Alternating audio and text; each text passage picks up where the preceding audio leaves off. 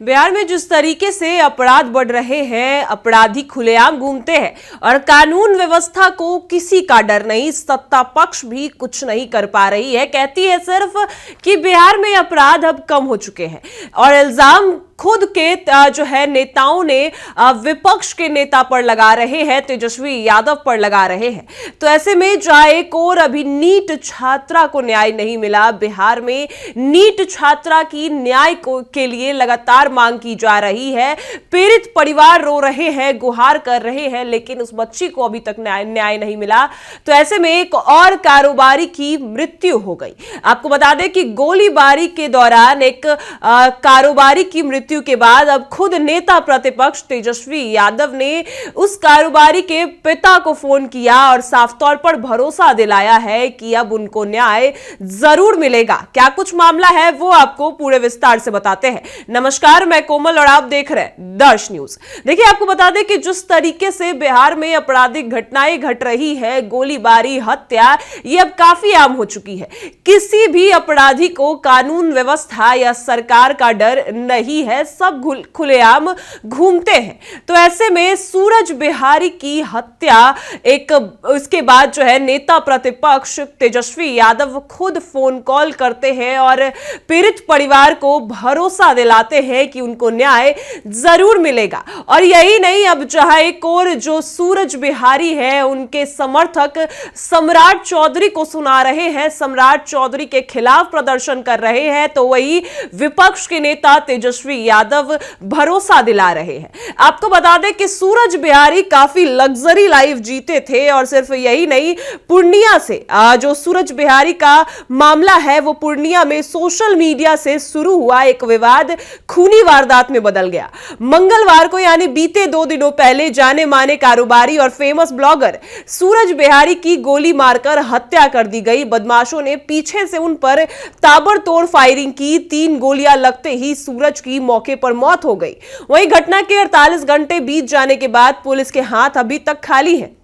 आपको बता दें कि सूरज बिहारी सोशल मीडिया पर काफी एक्टिव रहते थे और ऐसे में सूरज को बचपन से ही बिजनेस में काफी रुचि थी। वे कम उम्र में ही अपने पिता जवाहर यादव के जो कारोबार है उनसे जुड़ गए और उसके बाद कारोबार के साथ साथ वो सोशल मीडिया पर काफी एक्टिव रहते थे। वीडियो ब्लॉगिंग ये सब हमेशा करते रहते थे। उनकी लाइफस्टाइल देखकर फॉलोअर्स तेजी से बढ़ते रहे और 1 साल में इंस्टाग्राम, फेसबुक पर कई हजार फॉलोअर्स हो गए।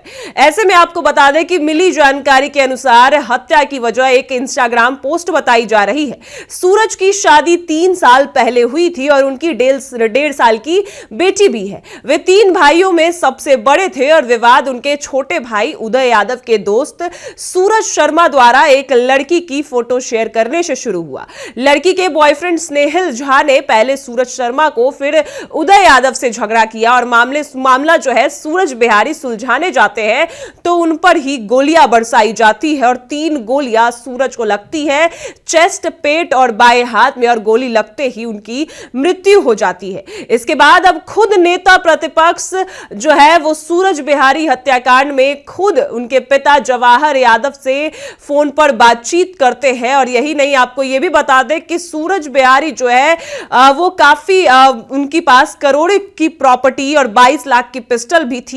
हाई प्रोफाइल कारोबारी थे और डिफेंडर कार से घूमते थे। कई गार्ड्स, 3-4 गार्ड्स हमेशा उनके साथ रहते थे। तो ऐसे में अब सूरज बिहारी की हत्या सिर्फ एक इंस्टाग्राम पोस्ट से हो जाती है। और देखिए, खुलेआम अपराधी एक सिर्फ और सिर्फ इंस्टाग्राम पोस्ट की वजह से गोलियां चलाते हैं। तो ऐसे में अपराधी कितने बेखौफ हो चुके हैं ये हमारी जनता सही तौर पर समझ सकती है। और ऐसे में विपक्ष के नेता तेजस्वी यादव ने सूरज बिहारी के पिता से क्या कुछ बातचीत की है, पहले हम आपको वो सुनाते हैं।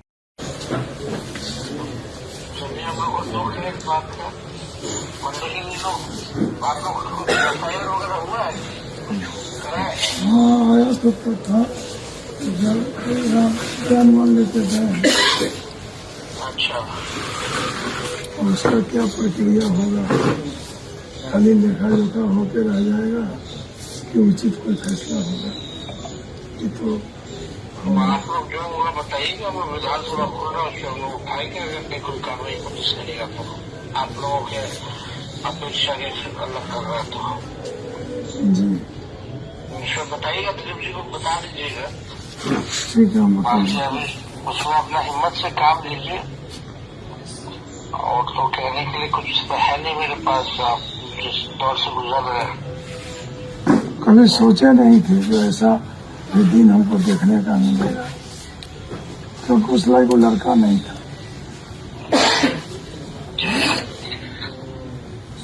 और बाकी तो देखना है घर मजबूती से रहिए। बाकी कब का कैसे मारा, क्या चीज से मारा है, लोग कुछ हुआ है? गोली से ऐसे वैसे सिर्फ नॉर्मल एक पंचायती समझौता करने गया और वो लोग चुपचाप आया, पीछे से उसको गोली मार दी। कोई तू मैं न झगड़ा झंझट, कोई बातें नहीं था। कोई बात होता या इससे कोई विवाद रहता शुरू से या कभी का, तो सोचते कि हाँ विवाद था, विवाद चल रहा था। वैसा भी कोई बात नहीं, ना जान ना पहचान, न लेनी न देनी, कोई बातें नहीं था इसके साथ। और जाती है तो दूसरे का मीडिएटर में चले गया कि फैसला कर देते हैं ताकि दोनों में झगड़ा झंझट नहीं हो। दो ठो का झगड़ा फैसला करने के चक्कर में अपने चले गए। नहीं, चलिए आप हिम्मत से काम लीजिए, आप लड़िए, कानूनी लड़ाई लड़िए। अब जहाँ जरूरत होगा विधानसभा में हम लोग को उठाना होगा, हम लोग उठाएंगे निष्पक्ष जांच के। दोषी को कार्रवाई तो होना चाहिए। हम लोग हैं, सब लोग साथ हैं, पूरा दल साथ में है। जी उचित केवल फैसला हो जाए तो हम वही चाह रहे, न्याय मिलना चाहिए। जहाँ जरूरत होगा हम लोग उठाएंगे। आप लोग बता दीजिएगा दिलीप जी को। है क्या दिलीप जी साहब? जी सर, हाँ सर, प्लीज। हाँ दिलीप जी, जी सर। देख लीजिएगा जो बात होगा थाना वाला का।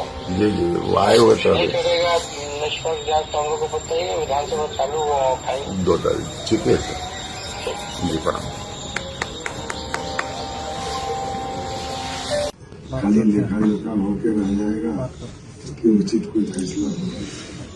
ये तो आप लोग जो होगा बताइएगा, मैं विधानसभा खोल रहा हूँ, उससे हम लोग उठाएंगे। अगर नहीं कोई कार्रवाई पुलिस करेगा तो आप लोगों के अपेक्षा के अलग कर रहा था।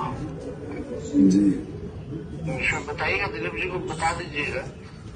ठीक है, हम बाकी बताएंगे। अभी उसमें अपना हिम्मत से काम लीजिए, और तो कहने के लिए कुछ है नहीं मेरे पास। आप जिस दौर से गुजर रहे हैं, कभी सोचे नहीं थे कि ऐसा भी दिन हमको देखने का मिलेगा, क्योंकि उस लायक वो लड़का नहीं था।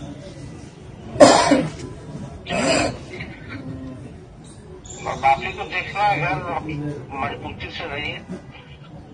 बाकी कब का कैसे मारा, क्या चीज से मारा है, लोग कुछ हुआ है? गोली से ऐसे वैसे सिर्फ नॉर्मल एक पंचायती समझौता करने गया और वो लोग चुपचाप आया, पीछे से उसको गोली मार दी। कोई तू मैं न झगड़ा झंझट, कोई बातें नहीं था। कोई बात होता या इससे कोई विवाद रहता शुरू से या कभी का, तो सोचते कि हाँ विवाद था, विवाद चल रहा था। तो ऐसा भी कोई बात नहीं, ना जान ना पहचान, न लेनी न देनी, कोई बातें नहीं था इसके साथ। और जाती है तो दूसरे का मीडिएटर में चले गया कि फैसला कर देते हैं ताकि दोनों में झगड़ा झंझट नहीं हो। दो ठो का झगड़ा फैसला करने के चक्कर में अपने चले गए। नहीं, चलिए आप हिम्मत से काम लीजिए, आप लड़िए, कानूनी लड़ाई लड़िए। अब जहाँ जरूरत होगा विधानसभा में हम लोग को उठाना होगा, हम लोग उठाएंगे निष्पक्ष जांच के। दोषी को कार्रवाई तो होना चाहिए। हम लोग हैं, सब लोग साथ हैं, पूरा दल साथ में है। जी उचित केवल फैसला हो जाए तो हम वही चाह रहे, न्याय मिलना चाहिए। जहाँ जरूरत होगा हम लोग उठाएंगे। आप लोग बता दीजिएगा दिलीप जी को। है क्या दिलीप जी साहब? जी सर, हाँ तो लीजिए। आप लीजिए, जी सर। देख लीजिएगा जो बात होगा थाना वाला का। जी जी वो आए हुए थे नहीं करेगा निष्पक्ष जांच तो हम लोग को बताइएगा, विधानसभा चालू हो उठाएंगे। 2 लड़के। ठीक है सर। जी प्रणाम। तो सुना आपने, नेता प्रतिपक्ष तेजस्वी यादव ने गहरा शोक व्यक्त किया है, लेकिन वहीं पर उन्होंने यह भी कहा है कि वो भरोसा दिलाते हैं कि सूरज बिहारी और उनके परिवार को जरूर न्याय मिलेगा।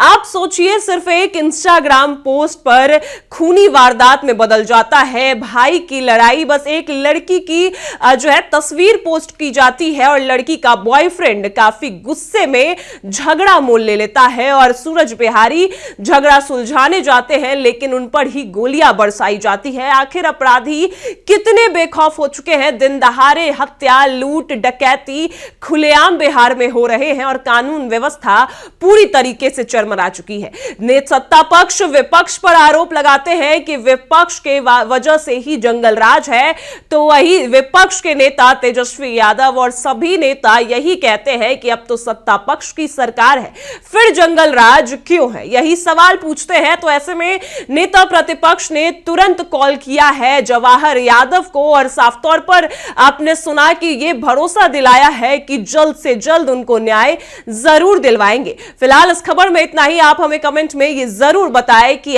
नेता प्रतिपक्ष तेजस्वी यादव किस तरीके से बिहार को संभाल सकते हैं। फिलहाल इस खबर में इतना ही। आप देख रहे हैं दर्श न्यूज।